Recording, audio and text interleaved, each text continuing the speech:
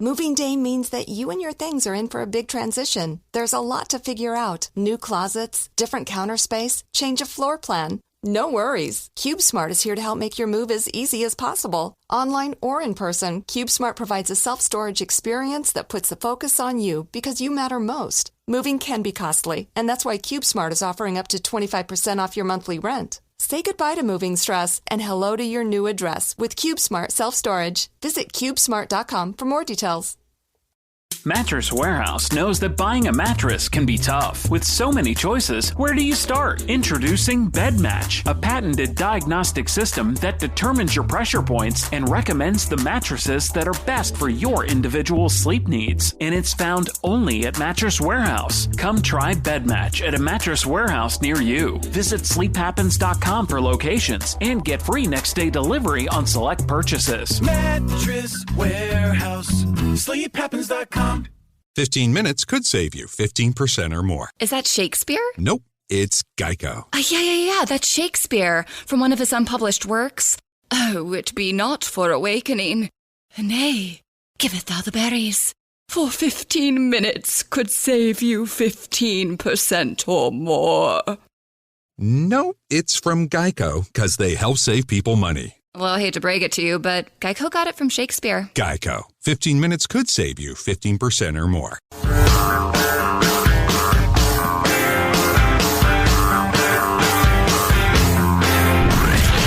From the Abraham Lincoln Radio Studio at the George Washington Broadcast Center, Jack Armstrong and Joe Getty. The Armstrong and Getty Show.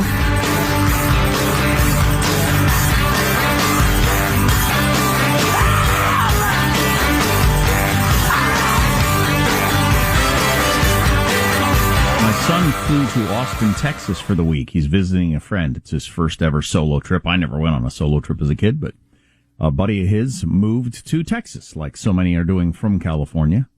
And so we thought we'd send him out there to visit. And I went to the airport yesterday. I got there 90 minutes early, which is unlike me, but I got there 90 minutes and barely made the flight, running as fast as we could, almost the last person on the plane. Really? 90 minutes, yeah. I've never seen anything like that. And apparently was that way talking to the other mom on the other end in Austin. It's just the travel thing is out of control. I don't know if just everybody's decided, that's it! After a year ago, but I gotta go somewhere, or what? I can't stay here another minute. So was it ginormous lines at security? Everything was, part of it might be the customer service thing. Maybe they're also having problems with the whole, we don't have enough employees. You know, like we were talking last week about restaurants. Customer services at restaurants is the worst I've ever seen in my life. Got another wrong order over the weekend. I've had more wrong orders or things not show up for food than I've ever had in my life. So everybody's struggling with not enough employees, and then customers get on. But anyway, so there's some of that going on at the airport, I think, and then security was just insane. But the hotel I stayed at over 4th of July, I'd never experienced this in my life. If you went to get on the elevator in the lobby, you had to stand in line for a good couple of minutes before you could get on the elevator. I've never stood on line for an elevator in my life, and you had to every single time you got on the elevator. Well, unless there's some sort of slacker elevator operator, old-timey style, it's just got to be sheer numbers of humans, right? I guess, but just everything is so dang crowded. Traffic where I live, I don't know if it's this way around the country, traffic is the worst. In the 25 years I've lived in the same area, traffic is the worst it's ever been. Wow. So I think everybody's just like out and about and doing things because of being locked down for so long, I guess. I guess that's what's going on. Yeah, I remember thinking, I probably said out loud. In fact, I did say out loud during the height of the COVID mess that there was some demand that would be deferred. Like, some things that people would go ahead and buy later or do later. I didn't think travel would bounce back with a vengeance, like people are traveling extra to make up for lost time. It would seem. Yeah, it would seem. By the way, I'll have to get to this later. An article that I came across, the COVID was the greatest transfer of wealth from small business to large businesses in the history of capitalism, in that hundreds of thousands of small businesses had to be closed, many of which went out of business, while Target, Walmart, and Amazon set records. Coronavirus! people couldn't buy their stuff anywhere but Walmart, Target, and Amazon. So they had record profits. But small businesses all across the country, many of them selling the same stuff, weren't allowed to be open. And they weren't essential, according to the government. Ha ha ha. Right. So that's pretty interesting. I'd never really thought about it that clearly, but that's absolutely what happened. And we said it at the time. They could not say, look, we'll keep everybody safe. We know how. We have the capabilities. Everybody's going to be fine. No, you're not essential, according to bureaucrats. So close. There's your family fortune. There's your dreams. There's years of effort down the tubes, but that's your problem. Olympics. You should get a government job. I'm wearing a Hawaiian shirt today. You cannot see, obviously, because we're on the radio.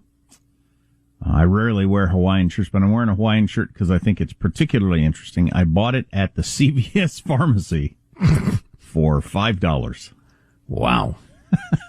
Another in years-long series of bargain shirts you bought at grocery stores, auto parts stores, wherever they're for sale. Buying at places where they don't normally sell clothes, and they just, for some reason, have some hanging around, and one is in my size, so I went ahead and bought it. So.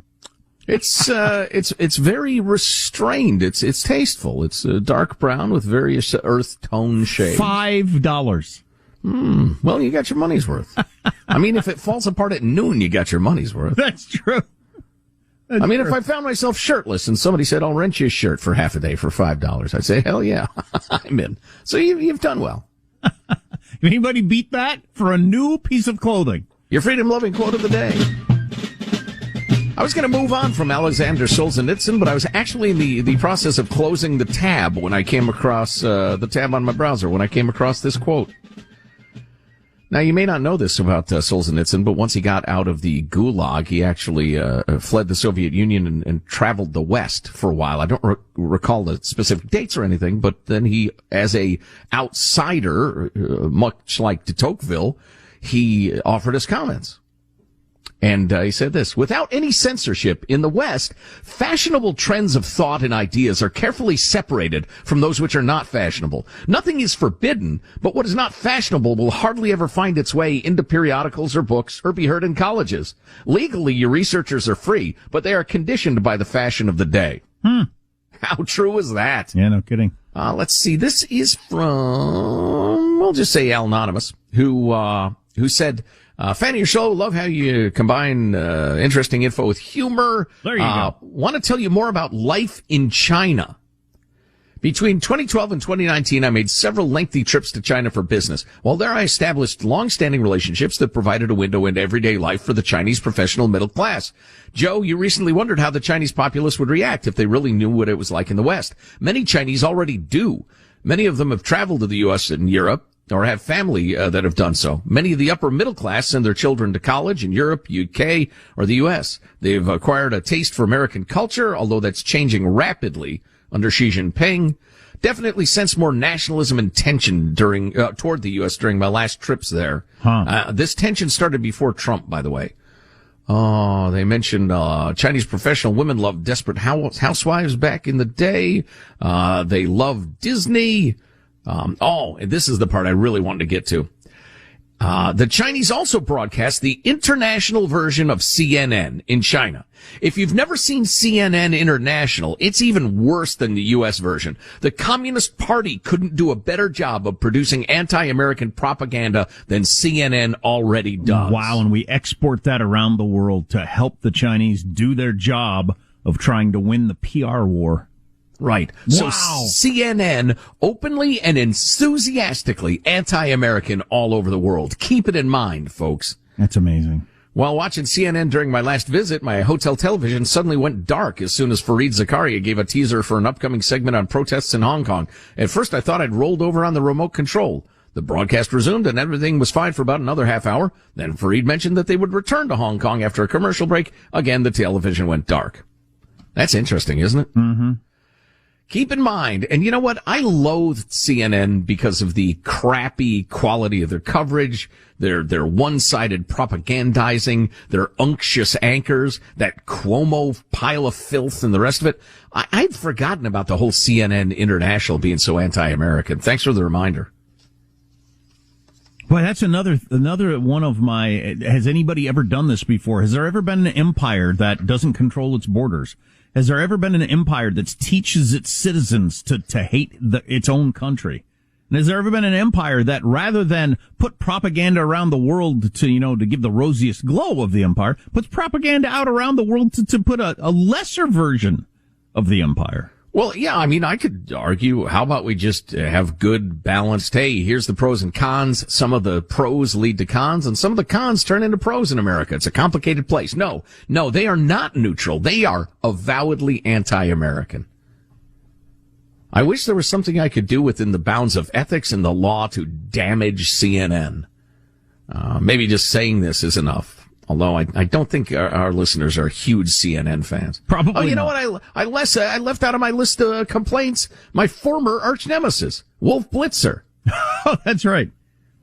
He's just become so soft and benign and like a nothing. How can you have an arch nemesis that's like a worn out teddy bear? So I've moved on. Now I have several nemeses that I take on. I expect the world's richest man to do some interviews here very shortly and talk about what it was like to go into space. Yesterday, he told CBS he doesn't know how this flight will change him, but he's sure that it will. So perhaps he can answer that question today. Yeah. Oh, and one more note via email. Margaret wrote us a nice note. You mentioned your bike had gotten stolen the other day. She and her husband are big road bikers with expensive bikes that got stolen, several of them. And she mentioned there's one guy who was caught on 10 different security cameras stealing bikes. Wow. And they finally caught him, but they probably slapped his wrist. And she said, yeah, it's just junkies stealing bikes, selling them to get their fix for a fraction of what they're worth. They make their way out of the state, out of the country, and then people sell them for more like what they're worth. It's hard to stop bikes from being stolen because, your higher end bikes have detachable wheels and so they either steal just a wheel or the wheels or the frame is there or they steal the frame and the front wheel. But it's hard to stop a bike from being stolen. Not to mention if you carry around any cable cutters, you can cut through any bike lock in a second anyway, so. I was thinking of that the other day. I had to use my bolt cutters to cut a bolt, actually, and it was a big, nasty bolt too. But after a great deal of straining, I was successful. And I thought, how good are bike locks? Very. As I was doing. They're not good at all. Yeah, and you know what? It's if I were a different guy, the business model of recruiting an army of junkies to do the retail part of the crime, just steal me a bunch of bikes, then bring them to me. And I would change our meeting place and I would make it so I wouldn't get caught. And then I would sell them for close to what they were worth. I would give the junkies a fraction. I mean, it's a pretty good business model. If, and this is the big if the place you're living has no law enforcement and has permitted crime, in essence. Right. My business model depends on that. Thanks, California. Every bike store I go to, I ask people about stolen bikes, like what happens to them, to see if I could get mine back. And a guy told me, he said I had my bike stolen 3 times, high-end bikes. And he said I drive by homeless camps and they're full of bikes. Every homeless camp is absolutely full of bicycles. And this was eye-opening to me. We're talking about the illusion of security. With door locks and all kinds of things that we lock to make ourselves feel like we've got more security, but it's just a thin veneer and really no impediment at all to professionals. I was doing some volunteer work at a church a couple of years ago, and there was a room that was locked with this big thick log chain and a padlock. I mean, nobody remembered what the combination was or who had the key or whatever. And I said, well, I'll go to the hardware store and get a big bolt cutting thing. So I went to the hardware store and got one of those big heavy pair with the long handles. It was effortless to cut through that big, thick chain. Effortless. I mean, a child could have done it with that thing. So I thought, really, for $60, you can buy this big thing and you can cut through any chain in a second like you're cutting through butter. But we all have this illusion that I've chained it up. And so, yeah, if thieves want it, they'll just take it. Was that when you found Jimmy Hoffa's bones? Yes, Jimmy Hoffa's bones. That's exactly right. The church theory. Turns out it was displayed in my living room. Tasteful. Armstrong and Getty. I'm Jack Armstrong. He's Joe Getty. We're the Armstrong and Getty Show. Are you tired of gulping down the lying filth of the mainstream media? Yeah, we are too. We try to tell you the truth every single day. Gulping down lying filth. Wow. Nobody wants to sound dumb. Our goal is to help you not sound dumb. We'll inform you, and it'll be fun at the same time. You don't have to choose between entertainment and information. Combine them both with the Armstrong and Getty Show. Armstrong and Getty On Demand. 4 episodes available every day via the iHeartRadio app or wherever you download your podcasts. The Armstrong and Getty Show. I don't know if I've ever heard Joe Rogan's podcast, but I hear about it a lot, and he got $100 million from Spotify when they bought his independent podcast last year. $100 million. Yeah, wow. But one thing people wondered about is he going to have to be more politically correct when he's in the corporate world than when he was just alone in his basement working for himself, selling his own ads. And the people in his company are still coming strong for him. And so far the company's sticking with him. But a short list of complaints from the woke staff that work at Spotify who are not happy to have Joe Rogan under their umbrella. He's too willing to speak to fringe players like conspiracy monger Alex Jones. He's too willing to give problematic voices to Abigail Schreier. She's the one that wrote that trans book that Bezos wouldn't allow on Amazon. He's too willing to question the government's COVID-19 rule book on what you can and can't do. Too willing to curse out cancel culture, and too enamored of free speech. Yeah, beautiful. Yeah, he competes against us more or less. So, but there need to be more outlets where you can have on these different voices, even if it's just to show people, hey, look at this weirdo Alex Jones. Look how he's super popular. Let's listen to what this weirdo has to say. I think Alex Jones is a crackpot, but I think it's really interesting that he's so popular, and I'd like to know what he talks about. Well, and how often does the quote-unquote fringe view turn out to be correct? How many times does that happen before you realize, maybe we shouldn't censor the quote-unquote fringe view? Hey, on that topic, can we hear clip 25 real quick? This is from Facebook's oversight board, their co-chair. How do you moderate content, and how do you find that balance between human rights and free speech, which is a human rights, but also other human rights, because obviously free speech is not an absolute human right. It has to be balanced with other human rights, and that is what the oversight is there to do. Yeah, crackpots like her think to not be offended is a human right. Wrong, baby, wrong. Wall Street Journal has an interesting piece today. How to be an anti-capitalist. Pretty clever. Written by Andy Kessler. I'll just read you a little bit of it. It's hard to sit by and watch your economy being strangled. Ibram X. Kendi's book, How to be an Anti-Racist, is all the rage now.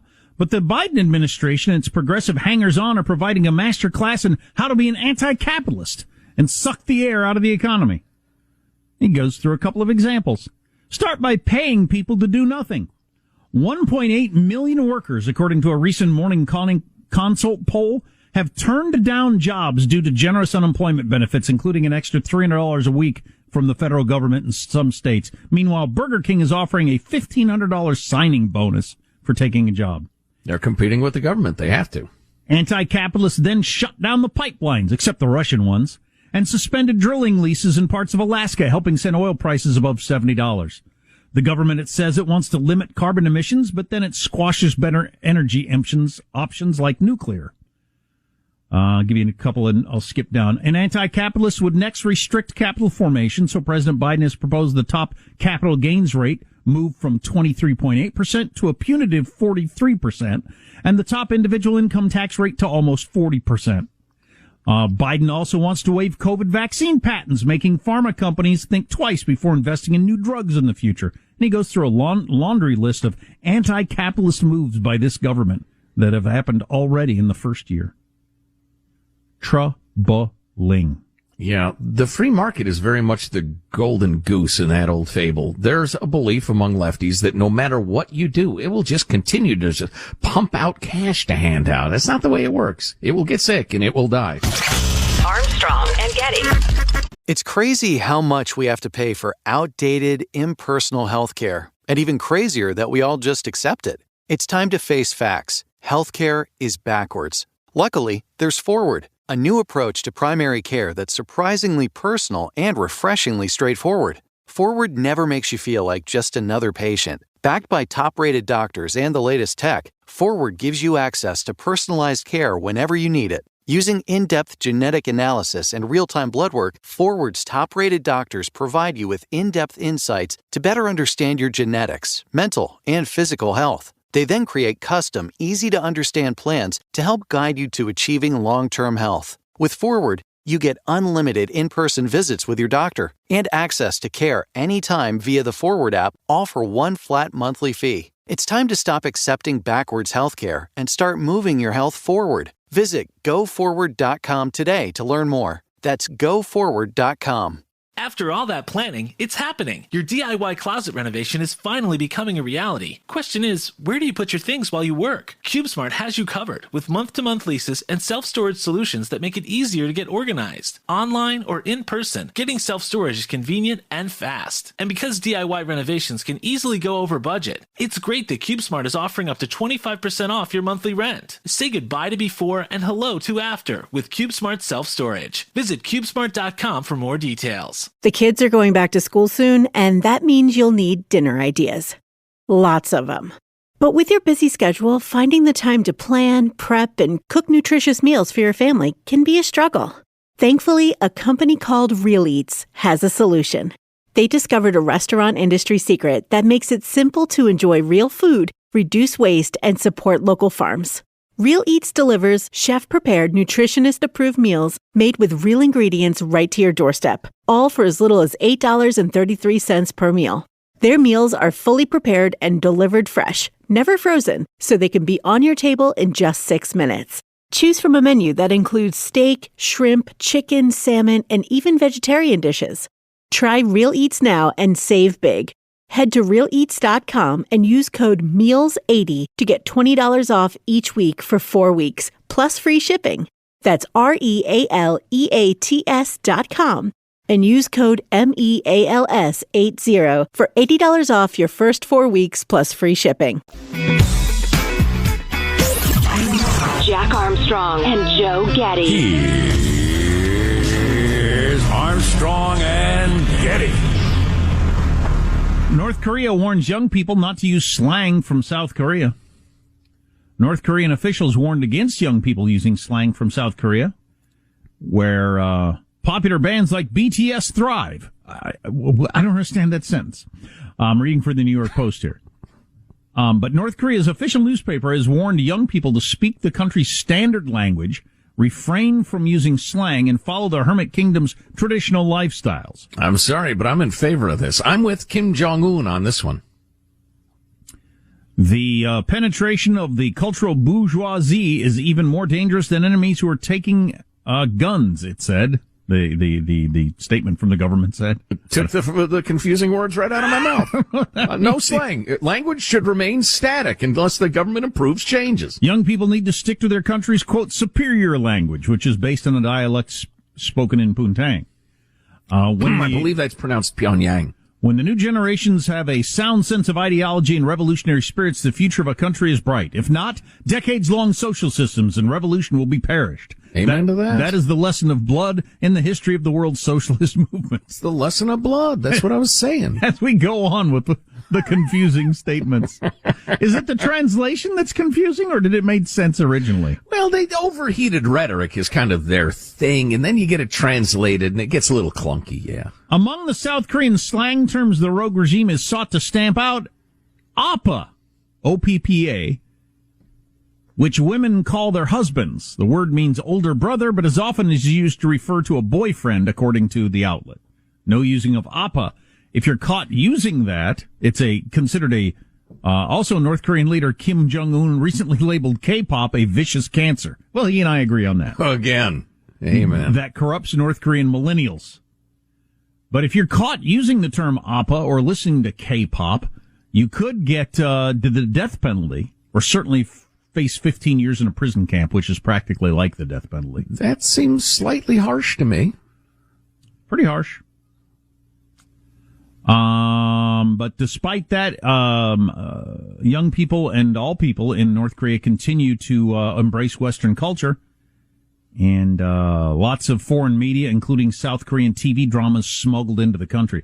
I can see smuggling in news reports or like facts, information you want to have. I don't know if I'd put my life on the line to watch a soap opera.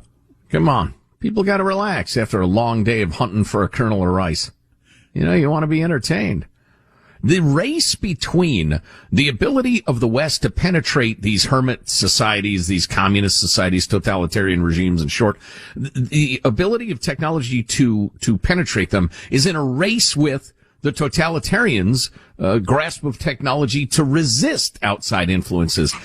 China, the most obvious example, but I'd like to know the average young tech-hip Chinese citizen. Can they get a lot of Western stuff? Do they know what life is actually like in the West? Well, it's going on in Cuba right now. You got the government trying to block all the communications, and the super tech hipsters are trying to figure out ways around it so they can continue to tweet and monitor things. It's happening right now. But so my house got graffitied over the weekend, and I tweeted that out. I should go to the Twitter and just read it as I wrote it because, I put some thought into it and I worded it carefully. Although my Twitter app got updated and I now find it almost impossible to use and figure out how to do it. So maybe I can't. Maybe that's just not possible. Yep, I don't know how to work my Twitter anymore. Because the update. But I tweeted Thanks, Twitter! I tweeted out a picture from the front of my house. Somebody spray painted it over tonight, FUK12, which I didn't know what that meant. So I had to Google it. An Urban Dictionary says FUCK12 means F the police. So it's some sort of anti-police thing. And my son said he's seen that at the skateboard park. But my comment was, and I think this is true, the allowing homeless people to hang around, the not prosecuting minor crimes, just all this stuff is adding together, and it leads to people feeling empowered, scumbags to feel like, we can go into decent neighborhoods and spray paint. It's just, nobody cares anymore. Police don't show up for minor crimes. People are allowed to steal stuff off CVS and just walk out the door. Nobody cares anymore. You're going to get more and more of that. This has been proven. It's the broken windows thing going back to New York City back in the day. We talked to Police Chief Bratton about this a couple weeks ago. When you see broken windows and graffiti and people are getting away with minor crimes, it just grows and grows and grows because the scumbags get the word, oh, okay, you can do this now. Well, and you combine with that reality the fact that now, and this is so strange, I mean, is this unprecedented in human history? It might be. There's a substantial group of people that believe, no, the criminals should be, we need to understand they only steal because they've been held down by our capitalist imperialist society. So not only do they not condemn, they don't prosecute, they make excuses. I don't think people fully understand the culture of these sorts of things. Where, it doesn't really make any sense, but it's just cultural. It's just a belief that, no, you wouldn't go into a neighborhood like that and spray paint a house. You can't do that.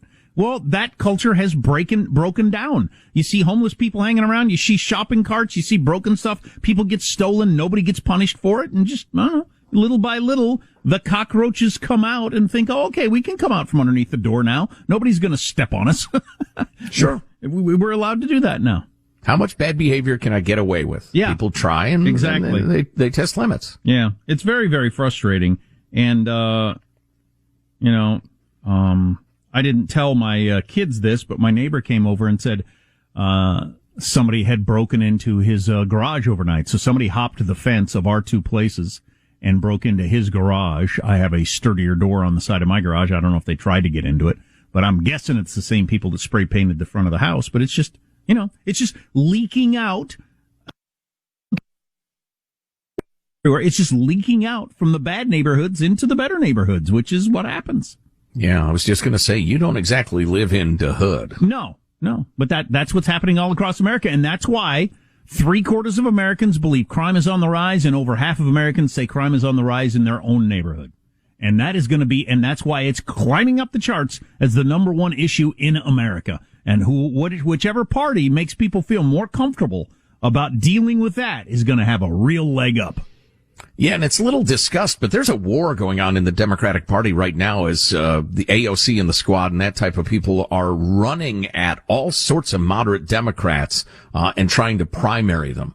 And your party higher-ups from Nancy to Hakeem Jeffries and that whole crew, Steny Hoyer, are yelling at them to cut it out and how that's wrong and improper and the rest of it. Well, actually, a lot of their indignant statements are pretty funny. Maybe we'll get to that later. But long story short, there's a huge fight on the left to drag us even further in that direction. So if Joe Biden's successor, because I believe he'll be with God, if Joe Biden's successor wants to pivot to tough on crime, they'll have a hell of a challenge. Yeah.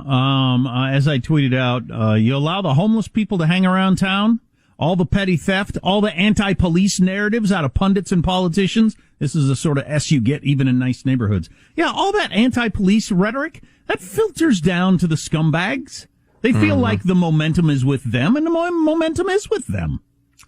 Yeah, I don't mean to wear you out on this, but I think we would all be more persuasive if we said junkies. You allow the junkies to hang around. Yeah. Because their primary characteristic is not the fact that they don't have wood and tiles and shingles over their head. It's that they're junkies. And the compassionate, semi-informed type hear homeless and they think, oh, well, they just had one too many medical bills. No, those people are fine. They're good, decent people who'll get back on their feet. We're talking about bums and junkies. How would you not think that in cities all across America, if you have all those homeless people right over there, that in the middle of the night, they aren't going to go out into the neighborhoods and steal bikes and graffiti your house or break in or whatever? Of course they are. All right. So this judge tossed out the whole DACA program, more or less. Well, kind of. On paper he did. He said, don't do anything crazy yet as it works its way through the courts. But he says this whole program should not exist. I feel like we need to get away from this. Is this the way the system is supposed to work, where one judge variously says this can happen and then one says can't happen, and we just go back and forth and each side gets all excited every time until it gets to the Supreme Court?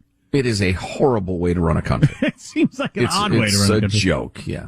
My overall point was, and I think I lost it from the beginning, Trump coming out and recognizing that crime is an issue people really care about and running as a law and order candidate, that is gonna make a mark, man. That has a lot of stickiness to it, of people saying, yeah, I agree with him. A lot. Mm-hmm. This is not one of those obscure issues like so many of them, like DACA.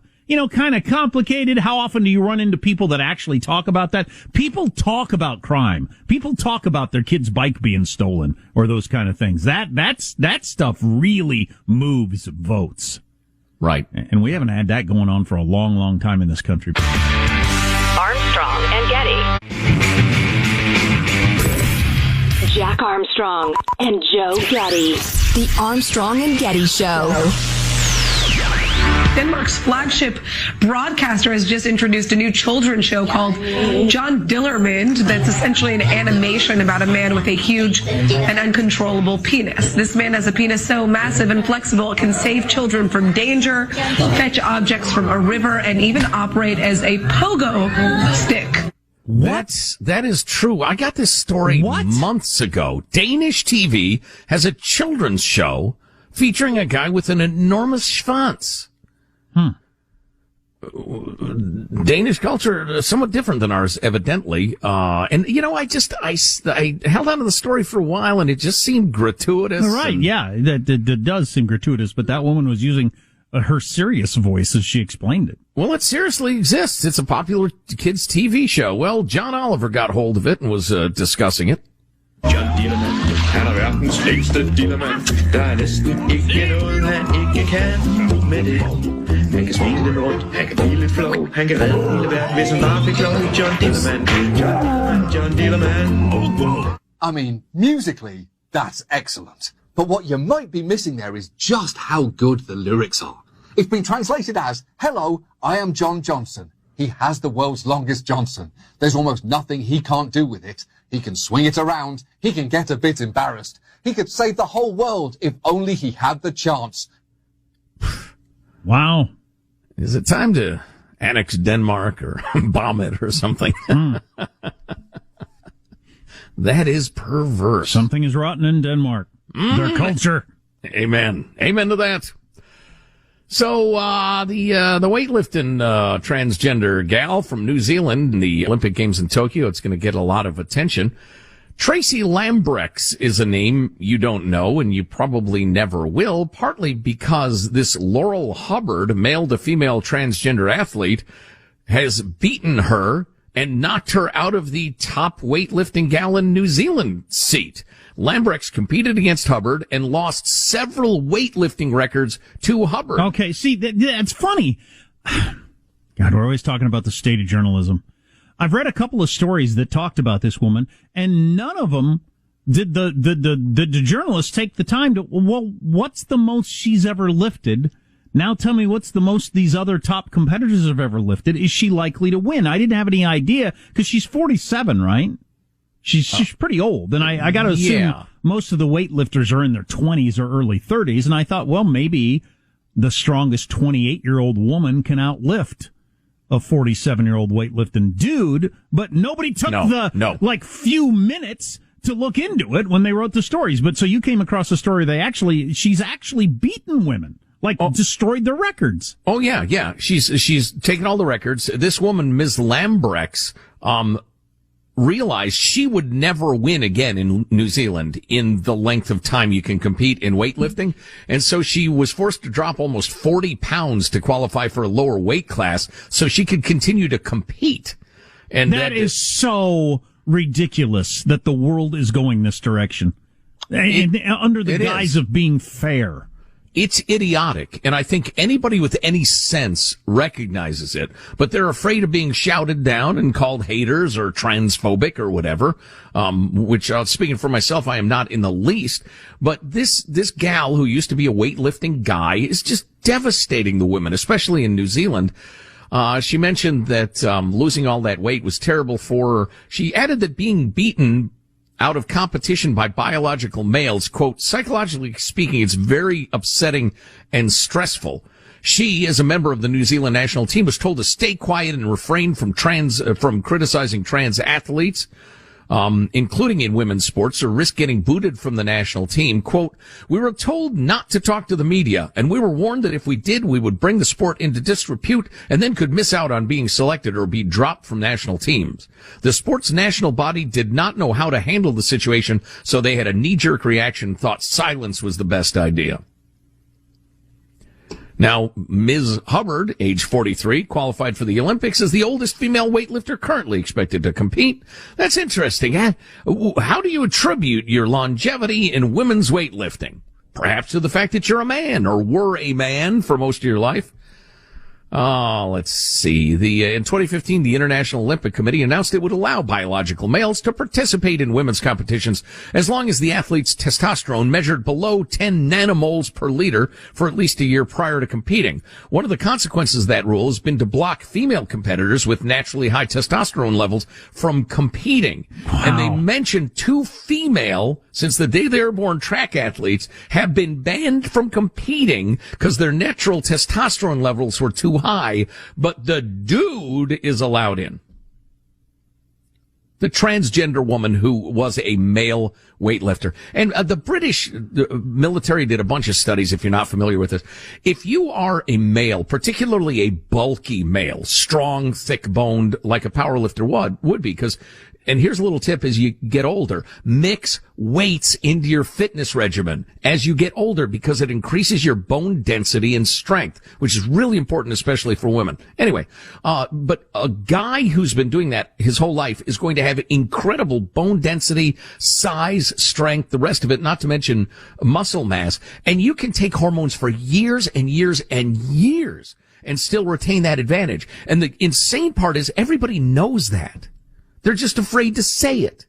And so they banned women who were just natural women because they had too much testosterone. Is that what they had? Mm-hmm. So I gotta believe that most the best female athletes in world history have had way more testosterone than the other. It's just guys who are better athletes than me have more testosterone and more fast twitch muscle fiber and other things. They just naturally do. So you're faster and stronger than I am. Okay, fine. I get it. It's an advantage you have.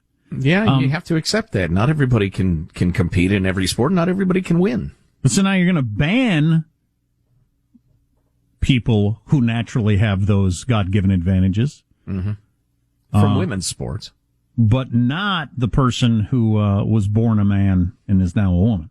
Yeah. In other words, I could benefit from 30 years of higher testosterone structurally, in terms of my physique. But as long as I lower it, and then I bring my big hulking body in to compete against the gals, I'm fine. It's absurd. I'm trying to think this through. So I guess the argument on the other side by the trans community would be, well, she was born a woman. She is a woman.